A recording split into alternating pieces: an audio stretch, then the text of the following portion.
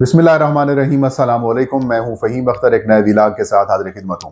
नाज़रीन, आज कौमी असम्बली का जो दूसरा इजलास था या दूसरा दिन था, वो भी तहरीक इंसाफ और सुन्नी इत्तेहाद कौंसिल के जो अरकान असम्बली हैं उनके नाम रहा।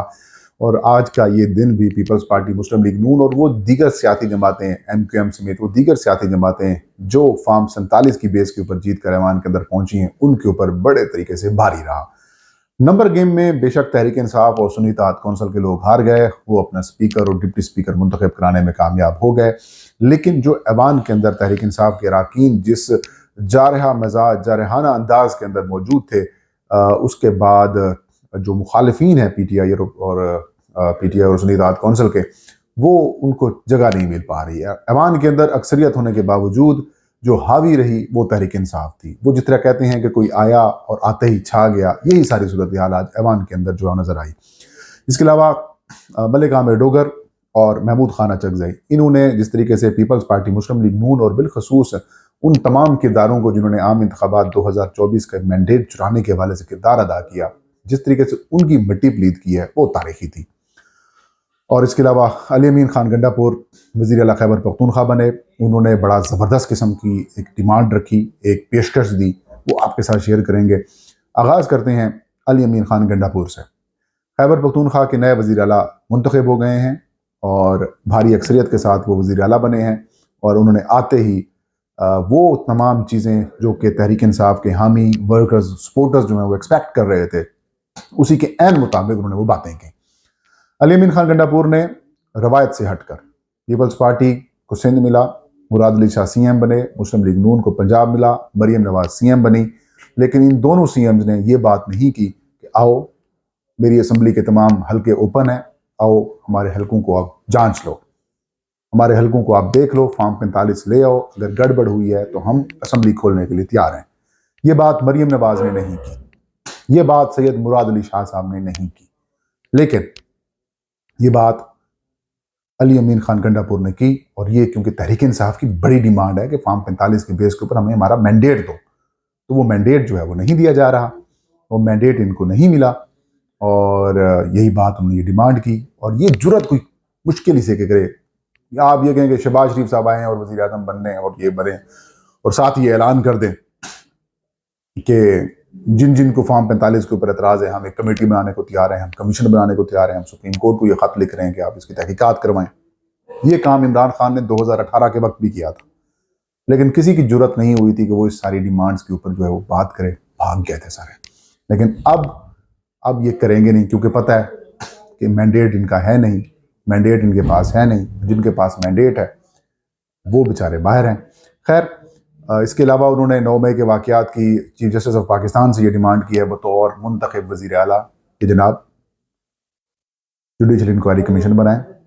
अब देखते हैं जुडिशल इंक्वायरी कमीशन बनता है या फिर नहीं बनता, लेकिन वज़ीर आला की तरफ से जो डिमांड की गई है वो बड़ी इंपॉर्टेंट और अहम है। और साथ में सेहत कार्ड दोबारा शुरू करने की भी उन्होंने मंजूरी दे दी है और ये कहा कि 1 रमज़ान से सेहत कार्ड दोबारा बहाल कर दिया जाएगा। ये एक बड़ी डिमांड थी खैबर पख्तूनख्वा की अवाम की, और बिलखसूस जो लोग सेहत कार्ड से मुस्तफ़ीद हो रहे थे उनके लिए एक अहम और बड़ी खबर है।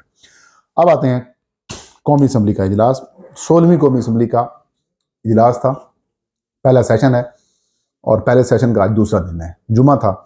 आज स्पीकर और डिप्टी स्पीकर का इंतखाब हुआ और स्पीकर और डिप्टी स्पीकर के इंतखाब का जो प्रोसेस है वो मुकम्मल हो चुका है।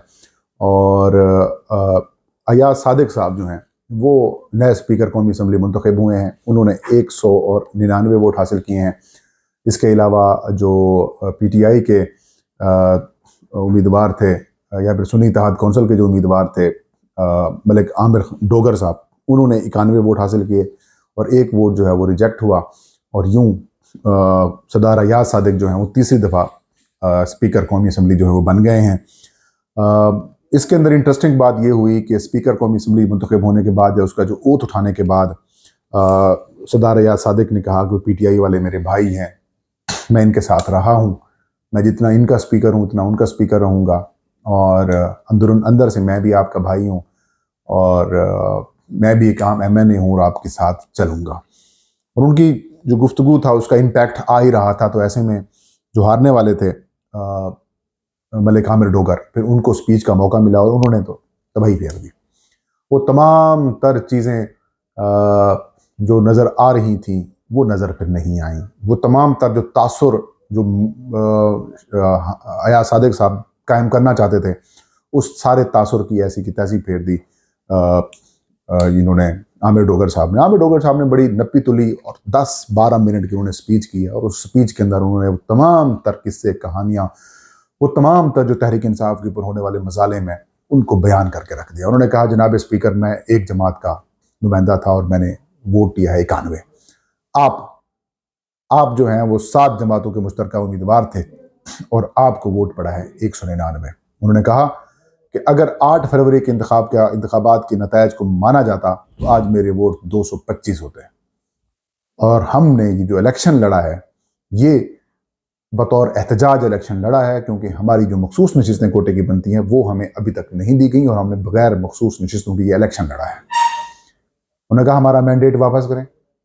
9 फरवरी को जो मैंडेट मिला है वो जाली मैंडेट है।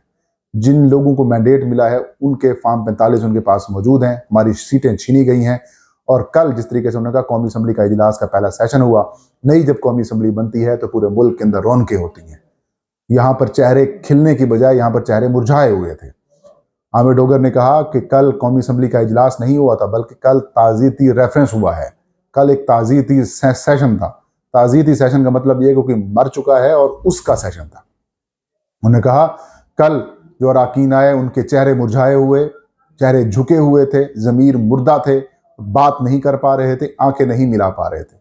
स्पीकर साहब को मुखातिब करते हुए कहा कि आपने कहा कि ये जो पार्लिमान है ये बालादस्त है। उन्होंने कहा कि जो मैंडेट चोर यहाँ पर बैठे हुए हैं, जिनका मैंडेट जो चुरा के बैठे हुए हैं जो लोग, वो बालादस्ती दिखाएंगे, इस ऐवान की बालादस्ती को दिखाएंगे। इमरान खान की उन्होंने नारेबाजी की, इमरान खान के हक में उन्होंने बात की और ये कहा कि तमाम जो मेंबरान आए हुए हैं ये इमरान खान की वजह से आए हुए हैं। किसी को बैंगन का निशान, किसी को जूते का निशान, किसी को क्या तज़हीक अमेज़ किस्म का निशान दिए गए। बावजूद इसके ये तमाम जो मेंबरान हैं, ये तमाम जो लोग हैं, ये आग का दरिया अबूर करके आए हुए हैं। उन्होंने कहा हमारे ऊपर बड़ा प्रेशर डाला गया, हमारे मेंबरान के ऊपर बड़ा प्रेशर डाला गया, लेकिन मैं इनको तमाम को खराज तहसीन पेश करता हूँ कि इन तमाम मेंबरान ने तमाम तर मुश्किलात, तमाम तर दबाव को मुस्तरद किया और वो यूनाइट रहे। और तहरीक इंसाफ पहले इम्तिहान के अंदर भी कामयाब हुई और दूसरे इम्तिहान के अंदर तो ज़्यादा कामयाब हुई। अब बाद में डिप्टी स्पीकर साहब का इलेक्शन हुआ और डिप्टी स्पीकर के इलेक्शन में जो जुनेद अकबर हैं तहरीक इंसाफ के उम्मीदवार थे, उन्होंने 92 वोट लिए और गुलाम मुस्तफ़ा साहब जो हैं उन्होंने 198 के करीब वोट लिए हैं। और यूं स्पीकर और डिप्टी स्पीकर का जो प्रोसेस है वो मुकम्मल कर लिया गया है। और उसके बाद ये जो पश्तून खामिली अवामी पार्टी के सरबराह हैं महमूद खान अचकज़ई, उन्होंने बड़ा तारीखी खिताब किया। उन्होंने तो वो कहानी, वो बातें की जो तहरीक इंसाफ के लोग जिनको करना चाहिए था, लेकिन क्योंकि तहरीक इंसाफ के ऊपर 9 मई के वाक़यात की छाप है, इसलिए तहरीक इंसाफ के लोगों ने तो वो बात नहीं की। लेकिन महमूद खान अचकज़ई ने वो तमाम चीज़ें खोल के रख दी हैं। उन्हें कहा कि भला हो अवाम का, नाम लिया बलोचों का, सिंधियों का, पंजाबियों का, पश्तूनों का, तमाम अवाम का, कि उन्होंने 8 फरवरी को इस्टेब्लिशमेंट और स्पीकर को कहा कि आपके बनाए प्लान को उलट दिया। उन्होंने कहा अवाम ने इमरान खान को वोट दिया है और अगर इमरान खान को दिए गए वोट को आप तब्दील करेंगे तो ये गद्दारी होगी। उन्होंने ये डिमांड की कि इमरान खान समेत उनके तमाम तर साथियों को रिहा किया जाए। साथ में उन्होंने एक वो ऑफिस जो बात हमेशा वो करते रहते हैं, वो कहते हैं कि हमारे लिए आइन जो है वो बालादस्त है, आइन की बालादस्ती है। जो आइन को तस्लीम करेगा हम उसको सल्यूट करेंगे और जो आइन को तस्लीम नहीं करेगा हम उनको मुर्दाबाद कहेंगे। उन्होंने डिमांड की कि जिन जिन जजेस ने, सुप्रीम कोर्ट के जिन जिन जजेस ने मार्शल लॉज की हिमायत की है उनके खिलाफ कार्रवाई कीजिए, उनसे तमाम तर मराहत वापस लीजिए, उनको जितनी तनख्वाहें वगैरह मिली हैं वो सारी की सारी वापस होनी चाहिए। उन्होंने कहा कि जो लोग आइन के ऊपर चलते हैं वो हमारे हीरो हैं, हम उन्हें सलाम पेश करते हैं। लेकिन उन्होंने ये भी फिर वाज़ेह किया कि पीटीआई का जो मैंडेट है वो चुराया गया है। और उन्होंने कहा कोई माने या फिर ना माने, लेकिन इमरान खान जीत कर वापस आ गया है। 1-1 अरब रुपए लेकर भी लोग जो हैं वो सीटें लेके आए हुए हैं। वो मैं क्या अब नाम लूँ, मैं इज़्ज़तदार आदमी हूँ, शरीफ आदमी हूँ, मैं नाम नहीं लेता। लेकिन उन्होंने कहा जिन जिन लोगों ने मैंडेट चुराया है वो ये कहते हैं कि हमें ऊपर से हुक्म था और हमने ये मैंडेट जो है वो 50-50 हज़ार की लीड वालों को भी हरा दिया है। उन्होंने कहा कि इंटरेस्टिंग बात उन्होंने ये भी की कि मफाहमत की जाए, मार्शल लॉज को नहीं चलने दिया जाएगा। उन्होंने कहा कि पाकिस्तान की दाखिली और जो अंदरूनी सियासत है उसका सरचश्मा जो है पार्लिमान होना चाहिए, लेकिन कोई जर्नेल बीच में नहीं आएगा। हम इन्हें आप अगर कोई जर्नेल बीच में आएगा तो फिर हम उनको अवामी ताकत के बलबूते के ऊपर जो है वो छावनियों के अंदर ठोंस देंगे। उसके बाद जो ना नज़र आने वाले जो सीन थे वो नज़र आए और तहरीक इंसाफ के तमाम अरकान असम्बली जो हैं वो वहाँ पर गए। उन्होंने महमूद खान चकजई को सलाम किया, उनको सल्यूट किया और शेर अफजल मरवा साहब ने तो जाकर उनकी चुम्मी भी ली। तो मतलब ये कि एक इंटरेस्टिंग किस्म का सेशन था और इस सेशन के अंदर भी कल की तरह मुस्लिम लीग नून और पाकिस्तान पीपल्स पार्टी के जो लोग थे वो परेशान थे, बात नहीं हो पा रही थी, समझ नहीं आ रहा था कि आप मुकाबला कैसे करें। नवाज शरीफ शहबाज शरीफ के जो वोट्स हैं वो भी जल्दी से निपटवाए गए और फिर उनको बाहर भेज दिया गया। मतलब सीधा ये है कि फेस नहीं कर पा रहे, मुकाबला नहीं कर पा रहे, समझ नहीं आ रही कि इस सारी सिचुएशन से किस तरह से निपटें। परेशानी है। अभी तो इश्क के इम्तिहान नाजरीन और भी बाकी है। ये था आज का वीलाग। फ़हीम अख्तर को इजाज़त दीजिए। अल्लाह हम सब